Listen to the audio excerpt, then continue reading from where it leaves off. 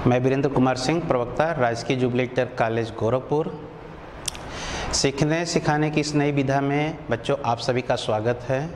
माध्यमिक शिक्षा विभाग द्वारा संचालित भौतिकी की इस कक्षा में अध्याय 5 चुंबकत्व एवं द्रव्य के भाग 2 को लेकर मैं आपके सामने प्रस्तुत हुआ हूँ।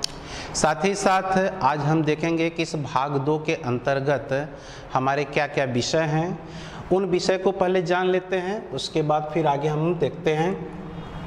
इस भाग 2 के अंतर्गत आप भूचुंबकत्व, चुंबकीकरण एवं चुंबकीय तीव्रता का अध्ययन करेंगे। अब हम लोग ये देखते हैं कि हम लोग का शिक्षण बिंदु क्या हो गया, यानी आज की इस कक्षा में हम किन किन बिंदुओं पर आपको बताएंगे, यानी कि किन किन बिंदुओं पर चर्चा होगी उसको देख लिया जाए। सबसे पहले इसमें आएगा प्रस्तावना। मीनिंग से हुआ कि इसके पहले आपने क्या पढ़ा है और उसके बाद आगे आप क्या पढ़ेंगे। भूचुंबकत्व की परिभाषा बताएंगे आपको। भौगोलिक एवं चुंबकीय यामोत्तर क्या होता है, हम इसके बारे में जानकारी देंगे। चुंबकीय दिक्पात एवं नतिकोण क्या होता है, हम इसकी भी जानकारी आपको देंगे। चुंबकीय सुई का व्यवहार, यानी जब आप ध्रुवों पर चुंबकीय सुई को ले जाएंगे तो उसका व्यवहार कैसा रहेगा, इसके बारे में जानकारी देंगे। और साथ ही साथ लास्ट में आपको बताएंगे चुंबकीकरण एवं चुंबकीय तीव्रता। प्यारे बच्चों, आप इसी अध्याय के भाग 1 में पृथ्वी के चुंबकत्व से संबंधित कुछ बिंदुओं पर चर्चा किए होंगे। साथ ही साथ आप चुंबकीय क्षेत्र रेखा क्या होती है इसके बारे में भी अध्ययन किए हैं। चुंबक और चुंबक के बारे में आम धारणा क्या है इसके भी बारे में आपने अध्ययन किया है। उन्हीं सब चीज़ों को दृष्टिगत रखते हुए हम लोग अब पृथ्वी के चुंबकत्व के बारे में अध्ययन करेंगे। जैसा बच्चों आप लोग ये भी जानते हैं कि अगर किसी चुंबक को स्वतंत्रता पूर्वक कहीं लटका दिया जाए अथवा काक के टुकड़े पर चुंबक को रखकर स्थिर पानी सतह पर उसे तैराया जाए तो वह हमेशा उत्तर दक्षिण दिशा में ही ठहरता है। साथ ही साथ अगर जमीन के अंदर हम लोहे की छड़ रख दें तो कुछ समय के पश्चात वो भी एक चुंबक की तरह व्यवहार करती है। इससे ये प्रमाण मिलता है कि पृथ्वी का भी अपना एक चुंबकत्व है, परंतु पृथ्वी के चुंबकत्व के बारे में अभी बहुत कुछ ज्ञात नहीं है। तो सबसे पहले हम लोग ये देखते हैं कि भूचुंबकत्व है क्या। तो पृथ्वी के चुंबकत्व को ही हम लोग भूचुंबकत्व कहते हैं। क्या कहेंगे? पृथ्वी के चुंबकत्व को ही भूचुंबकत्व कहते हैं। पृथ्वी सतह के भिन्न भिन्न बिंदुओं पर पृथ्वी के चुंबक का मान, यानी चुंबकीय क्षेत्र की तीव्रता का मान भिन्न भिन्न है और साथ ही साथ इसकी दिशा भी भिन्न भिन्न है। पृथ्वी के चुंबकत्व का जो कोटिमान है वो 10⁻⁻5 टेस्ला है। कितना मिलता है? वो 10⁻⁻5 टेस्ला है। ऐसा माना जाता है कि पृथ्वी के गर्भ में, यानी उसके केंद्र पर एक शक्तिशाली चुंबक है, परंतु ऐसा ये संभव ही नहीं है। और ये माना जाता है कि किसी बाह्य क्रोध के धात्विक तरलों की संवाहक गति के कारण उत्पन्न विद्युत धाराओं के परिणाम स्वरूप पृथ्वी का चुंबकत्व है। अब पृथ्वी के चुंबक के उत्तरी और दक्षिणी ध्रुव क्या होते हैं, हम इसके बारे में आपको बताते हैं। बच्चों आप जानते हैं कि पृथ्वी अपनी अक्ष पर निरंतर घूर्णन गति कर रही है और जिस अक्ष के परितः ये घूर्णन गति करती है उसे नाम देते हैं पृथ्वी का अक्ष या घूर्णन अक्ष। मान लीजिए आपकी ये पृथ्वी है, तो ये पृथ्वी का वह काल्पनिक अक्ष है जिसके परितः पृथ्वी ये घूर्णन गति कर रही है। इस घूर्णन अक्ष को देखा जाए तो यह पृथ्वी को 2 बिंदुओं पर काटता है। एक ऊपर वाला जो भाग मिलता है ये उत्तरी गोलार्ध में शीर्ष बिंदु पर है। इसे हम लोग नाम देते हैं भौगोलिक उत्तरी ध्रुव। भौगोलिक उत्तरी ध्रुव। और ये होता है आपका भौगोलिक दक्षिणी ध्रुव।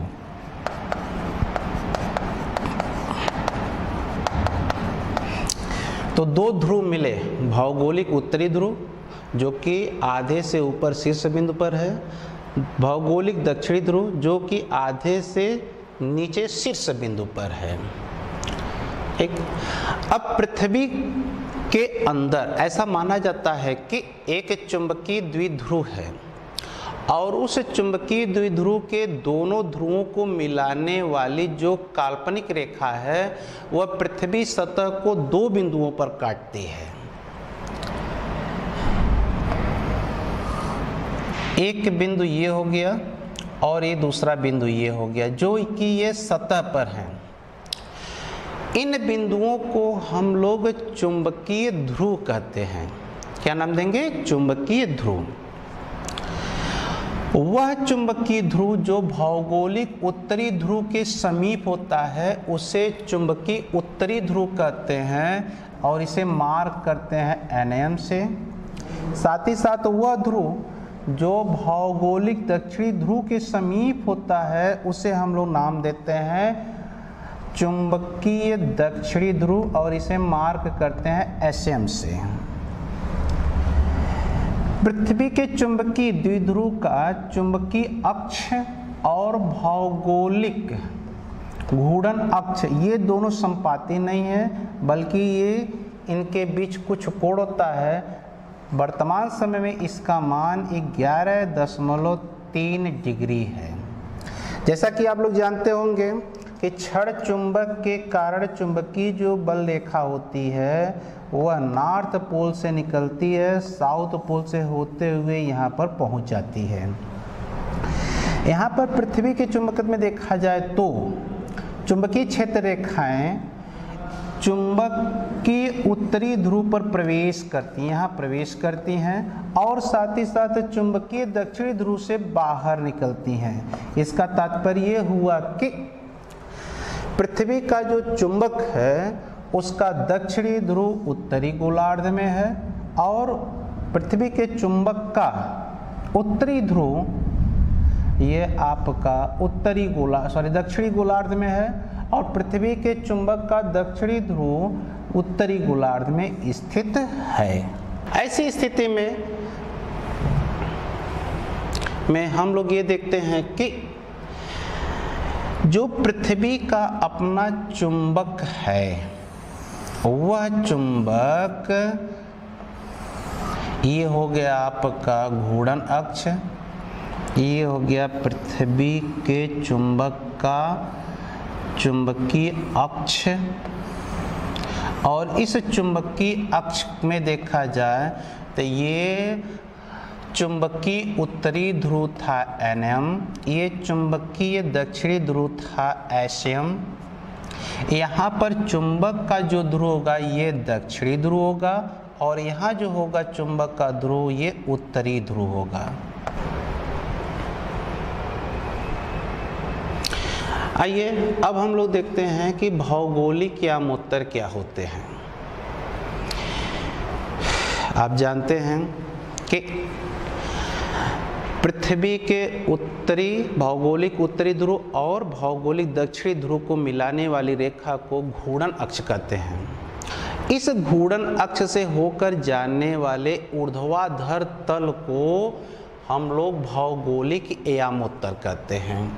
यहाँ पर हम एक पृथ्वी के बारे में बात कर रहे हैं। जो ये हो गया इसका घूर्णन अक्ष और इस घूर्णन अक्ष से होकर जो ऊर्ध्वाधर तल जाएगा उसी ऊर्ध्वाधर तल को हम लोग नाम देते हैं, कुछ इसको हम लोग इस रूप में बना लेते हैं, इसे हम लोग नाम देते हैं भौगोलिक यामोत्तर।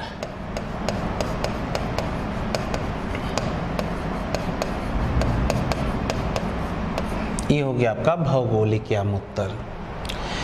अब देखते हैं चुंबकीय आमोत्तर क्या होता है। अगर किसी चुंबक को चुंबकीय क्षेत्र में स्वतंत्रतापूर्वक आप लटका दें तो वह जिस स्थिति में रहता है उस स्थिति में उसके चुंबकीय अक्ष के लंबवत गुजरने वाले ऊर्ध्वाधर तल को चुंबकीय आमोत्तर कहते हैं। या आप ऐसे भी कह सकते हैं किसी स्थान विशेष और चुंबक के चुंबकीय उत्तरी ध्रुव एवं दक्षिणी ध्रुव से गुजरने वाली काल्पनिक रेखा से गुजरने वाले ऊर्ध्वाधर तल को चुंबकीय आमोत्तर कहते हैं। ये चुंबकीय आमोत्तर और भौगोलिक आमोत्तर देखा जाए तो पृथ्वी के चुंबकत्व के अध्ययन के लिए काफ़ी जो है महत्वपूर्ण रोल अदा करते हैं। आगे हम लोग देखते हैं दिक्पात क्या होता है। तो दिक्पात ये है भौगोलिक आमोत्तर और चुंबकीय आमोत्तर के बीच का कोण है। किसी स्थान पर देखा जाए तो चुंबकीय आमोत्तर भौगोलिक आमोत्तर से कुछ कोण बनाता है, उस कोण को ही हम दिक्पात कहते हैं। यह कोण हमेशा न्यून कोण होता है। आप ये भी जानते हैं कि अगर पृथ्वी सतह के भिन्न भिन्न बिंदुओं पर हम एक चुंबकीय सुई को लेकर जाएं तो भिन्न भिन्न बिंदुओं पर इसका व्यवहार भिन्न भिन्न होता है। और साथ ही साथ इस चुंबकीय सुई का जो सिरा होता है यानी उत्तरी ध्रुव वह भौगोलिक उत्तरी ध्रुव से उसका एक कोण पर हमेशा झुकाव रहता है। इसी कोण को हम लोग देते हैं नाम देते हैं दिक्पात। अब यहाँ पर ये देख लीजिए, ये हो गया आपका भौगोलिक उत्तरी ध्रुव, ये उत्तरी ध्रुव हो गया N, इधर हो गया ईस्ट, ये हो गया आपका वेस्ट और ये हो गया आपका साउथ यानी भौगोलिक दक्षिणी ध्रुव। अगर मान लीजिए किसी स्थान पर चुंबकीय सुई का उत्तरी सिरा यानी उत्तरी ध्रुव पूरब की ओर ये फाई कोण बना रहा है। कितना कोण बना रहा है? फाई कोण। तो ऐसी स्थिति में उस स्थान पर दिक्पात फाई कोण ईस्ट में होगा। लेकिन अगर किसी स्थान पर चुंबकीय सुई उत्तरी भौगोलिक उत्तरी ध्रुव से वह पश्चिम की ओर किसी कोण पर झुकी है, जैसे मान लीजिए वह फाई कोण इधर झुक रहा है, तो ऐसी स्थिति में उस स्थान पर दिक्पात का मान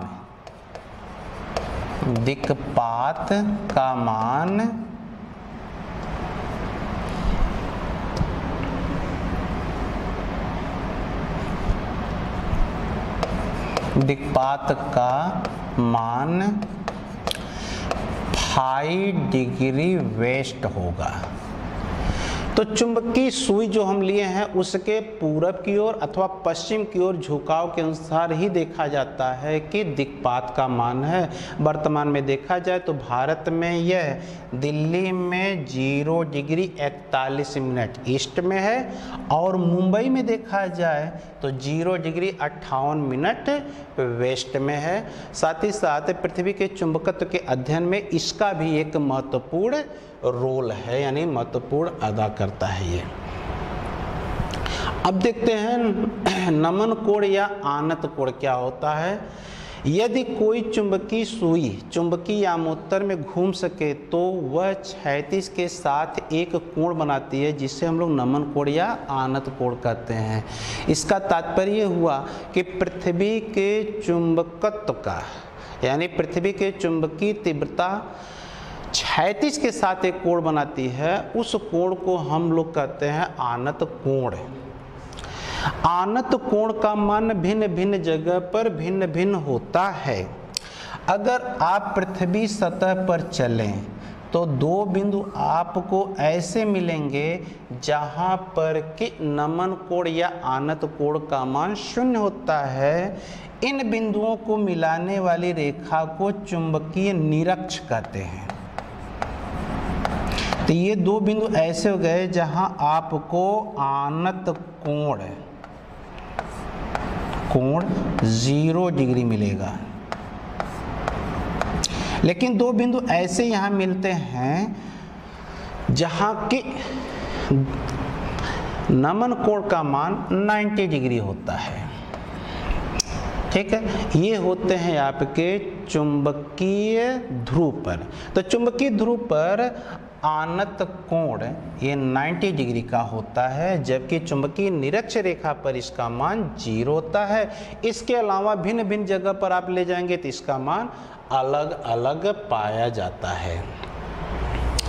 अब देखते हैं पृथ्वी के चुंबकीय क्षेत्र का क्षैतिज घटक है। तो किसी भी स्थान पर अगर आपको भूचुंबकत्व का अध्ययन करना है तो आपको 3 अवयव की आवश्यकता पड़ती है। बच्चों, इसके पहले आप जानते होंगे अंतरिक्ष में किसी बिंदु की स्थिति प्रदर्शित करने के लिए हम 3 चर का उपयोग करते हैं, x, y और z। ठीक उसी प्रकार से पृथ्वी के चुंबकत्व का अध्ययन करने के लिए हमको 3 अवयव चाहिए। एक हो जाता है आपका दिक्पात, दूसरा होता है नमन या आनत कोण, और तीसरा हो जाता है अब चुंबकीय क्षेत्र का क्षैतिज घटक है। चुंबकीय क्षेत्र का क्षैतिज घटक है। 2 के बारे में आप जान चुके हैं, तीसरे के बारे में हम आपको बता रहे हैं चुंबकीय क्षेत्र का क्षैतिज घटक। किसी भी स्थान पर देखा जाए तो जो पृथ्वी का चुंबक है उसका जो परिणामी तीव्रता है वह क्षैतिज के साथ किसी कोण पर झुका होता है, और उस झुकाव कोण को यहाँ पर आई से व्यक्त किया गया है। जो फिगर यहाँ पर ड्रा किया गया है, यहाँ देखिए ये पॉइंट P है, यहाँ एक स्पर्श रेखा खींच दिए हैं, ये परिणामी तीव्रता बता रहा है BE। तो ऐसी स्थिति में ये जो घटक मिलेगा BE का, उसे हम लोग मार्क कर रहे हैं HE से, और क्षैतिज के साथ जो ये कोण बना है यही है आपका आनत कोण या नति कोण है। तो ऐसी स्थिति में इसी घटक HF को ही हम लोग नाम देते हैं क्षैतिज घटक है। तो आपको जैसे पहले बता चुके हैं, तो पृथ्वी के चुंबक का जो परिणामी तीव्रता है उसके क्षैतिज दिशा में घटक को ही पृथ्वी के चुंबक का क्षैतिज घटक कहते हैं, और इसे हम लोग HE से प्रदर्शित करते हैं। तो भूचुंबकत्व के अवयव में 3 आ जाते हैं आपका दिक्पात, आनत या नमन कोण जाता है, चुंबकीय क्षेत्र का क्षैतिज घटक मिल जाता है। अब हम लोग देखते हैं कि यहाँ पर इन घटकों के मान क्या होंगे। जैसा कि आप पूर्व में वेक्टर का वियोजन पढ़े होंगे, उसी वेक्टर के वियोजन के आधार पर हम लोग क्षैतिज घटक और ऊर्ध्व घटक के मानों की गणना करेंगे। आइए देखते हैं किस तरह से इसके मान निकाले जा सकते हैं। यहाँ जो पहले फिगर में बिंदु P लेते वही बिंदु P है, और ये बिंदु P ये बता रहा है, ध्यान दीजिएगा, हम एक सिंपल डायग्राम यहाँ पर बनाते हैं। ये पृथ्वी का सतह हो गया, और यहाँ पृथ्वी के चुंबक का ये परिणामी तीव्रता हो गया जिसका मान है BE। ये हो गया आपका नमन कोण I। जब BE का वियोजन करेंगे तो इस दिशा में जो घटक मिलेगा वो हो जाएगा HE, और इस दिशा में जो घटक मिलेगा वो हो जाएगा आपका ZE। तो ये हो जाता है आपका ऊर्ध्व घटक, ये हो जाता है आपका क्षैतिज घटक। तो ये हो गया क्षैतिज घटक, और ये है आपका ऊर्ध्व घटक। तो वियोजन के अनुसार जैसे आप लोग किसी वेक्टर का जब वियोजन किए होंगे तो इस तरह से आप फिगर बनाए होंगे। ऐसे ही वेक्टर A लिए होंगे, इस वेक्टर ए का इस दिशा में घटक वेक्टर ax था, इस दिशा में घटक था वेक्टर ay, और जब इनका आप परिमाण निकाले होंगे, आप वियोजित भाग निकाले होंगे, अगर ये कोण थीटा है तो ax बराबर होता है a cos थीटा और ay बराबर होता है a sin थीटा। इसी के आधार पर हम लोग यहाँ पर मान जब कैलकुलेट करते हैं तो क्षैतिज घटक का मान मिल जाता है ZE बराबर HE बराबर BE cos I। ये हमको क्षैतिज घटक मिलता है, और जबकि ऊर्ध्व घटक मिल जाता है ZE बराबर BE sin I। तो हमको दो घटक मिल गया।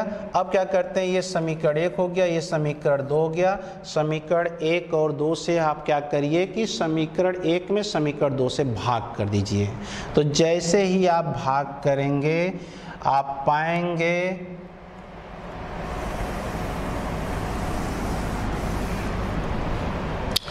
ZE बराबर है आपका BE sin I, और हो गया HE क्षैतिज घटक मिल गया आपको BE cos I।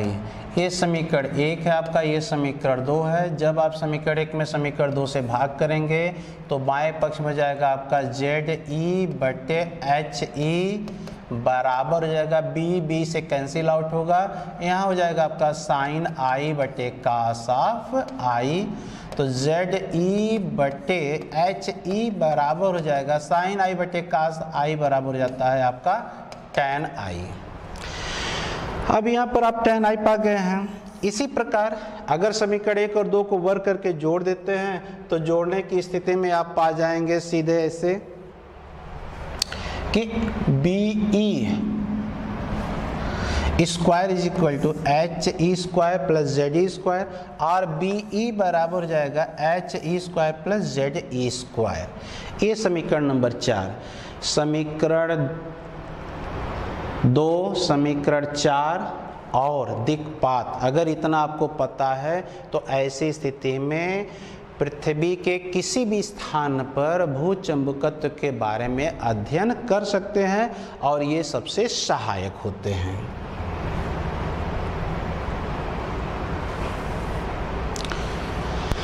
अब आगे हम बात करते हैं चुंबकीकरण एवं चुंबकीय तीव्रता। बच्चों, पृथ्वी पर जो भिन्न भिन्न पदार्थ मिलते हैं वो विषमय कार्य भिन्नताओं से भरपूर हैं। मीनिंग से है कुछ में चुंबकत्व का गुण प्रदर्शित होता है, कुछ में नहीं होता है। आगे इनके चुंबकत्व के गुण के आधार पर इनका वर्गीकरण में सहायक कुछ ऐसे बिंदु होंगे जिनका यहाँ पर अध्ययन करना आवश्यक है। उसमें आपका पहला पॉइंट है चुंबकन की तीव्रता। जैसा आप जानते हैं कि किसी भी पदार्थ का सबसे छोटा इकाई परमाणु है, और परमाणु में इलेक्ट्रॉन प्रोटॉन नाभिक होता है, इलेक्ट्रॉन प्रोटॉन और न्यूट्रॉन होता है। और साथ ही साथ आप ये भी जानते हैं कि नाभिक के चारों ओर इलेक्ट्रॉन निरंतर गति करता है। तो जिस कक्षा में इलेक्ट्रॉन गति करता है, गति के कारण वह कक्षा एक धारा लूप की तरह व्यवहार करती है, और वो धारा लूप का अपना एक चुंबकीय आघूर्ण होता है। तो जब किसी पदार्थ को हम बाह्य चुंबकीय क्षेत्र में रखते हैं तो ऐसी परिस्थिति में वहाँ पर वह पदार्थ उस चुंबकीय आघूर्ण के कारण चुंबकित होता है, और चुंबकीय आघूर्ण के कारण अगर देखा जाए जो उसका चुंबकन होता है तो प्रति एकांक आयतन में चुंबकीय आघूर्ण की जो तीव्रता मिलती है उसे हम लोग नाम देते हैं चुंबकन की तीव्रता। अगर इसे हम लोग कैपिटल M से प्रदर्शित कर रहे हैं तो कैपिटल M बराबर हो जाएगा स्मॉल m बटे कैपिटल V। तो यहाँ पर स्मॉल m बताता है परमाणु का चुंबकीय आघूर्ण। तो इस तरह से कई परमाणु रहेंगे, सबका चुंबकीय आघूर्ण का हम लोग योग लेते हैं तो पूरे पदार्थ का चुंबकीय आघूर्ण मिल जाता है। जब प्रति एकांक आयतन में लेंगे तो हमको चुंबकन की तीव्रता मिल जाती है। एक सदिश राशि होती है ये, और इसका मात्रक एम्पियर प्रति मीटर होता है, और इसका विमीय सूत्र L पर -1 ए है। ये इसका विमीय सूत्र हो गया। अब इसके पश्चात अगला जो हम लोग का टॉपिक आता है वो है आपका चुंबकीय तीव्रता। जब किसी पदार्थ को चुंबकीय क्षेत्र में रखते हैं तो ऐसी परिस्थिति में वहाँ पर उस पदार्थ में चुंबकन के कारण चुंबकित होने की एक घटना उत्पन्न होती है। मीनिंग्स ये हुआ कि बाह्य चुंबकीय क्षेत्र में पदार्थ को चुंबकित करने की क्षमता को चुंबकीय तीव्रता कहते हैं और चुंबकीय तीव्रता को हम लोग कैपिटल एस से प्रदर्शित करते हैं। जो पदार्थ हम लोग चुंबकीय क्षेत्र में रखते हैं उस पदार्थ का जो वास्तविक चुंबकीय क्षेत्र होता है वो बाह्य चुंबकीय क्षेत्र और पदार्थ में चुंबकन के कारण उत्पन्न चुंबकीय क्षेत्रों के सदिश योग के बराबर होता है। गणितीय रूप में हम लोग इसको इस तरह से प्रदर्शित करते हैं, वेक्टर H बराबर वेक्टर B बटे म्यू 0 माइनस वेक्टर M। जहां बताता है वेक्टर भी पदार्थ के भीतर चुंबकीय क्षेत्र है, म्यू 0 जैसे आप पहले पढ़ चुके हैं, ये जो है चुंबकशीलता है निर्वात की, और साथ ही साथ यहाँ पर यह जो इसके पहले पढ़े चुंबकन की तीव्रता हो जाता है। यह भी एक सदिश राशि है और इसका भी मात्रक वही एम्पियर प्रति मीटर और इसका बीमा L पर -1 A है। अब आगे देखते हैं चुंबकीय प्रवृत्ति। चुंबकीय प्रवृत्ति किसी भी पदार्थ की चुंबकीय क्षेत्र में चुंबकित होने का एक उसका व्यवहार क्या है इसके बारे में बताती है, और किसी भी पदार्थ की जो चुंबकीय प्रवृत्ति होती है वो चुंबकन की तीव्रता और बाह्य चुंबकीय तीव्रता दोनों के परिमाणों के अनुपात के बराबर होता है। इसे हम लोग काई से प्रदर्शित करते हैं। यहाँ जो ये सिंबल है ये हम इसको कहते हैं काई। तो काई बराबर होता है m/h। यह एक अदिश राशि है और यह है मात्रकहीन, यानी इसका बीमा भी नहीं होगा, मात्रक भी नहीं होगा। साथ ही साथ आप एक चीज़ और देखिए, इस समीकरण से देखा जाए तो आप लिख सकते हैं m = काई h।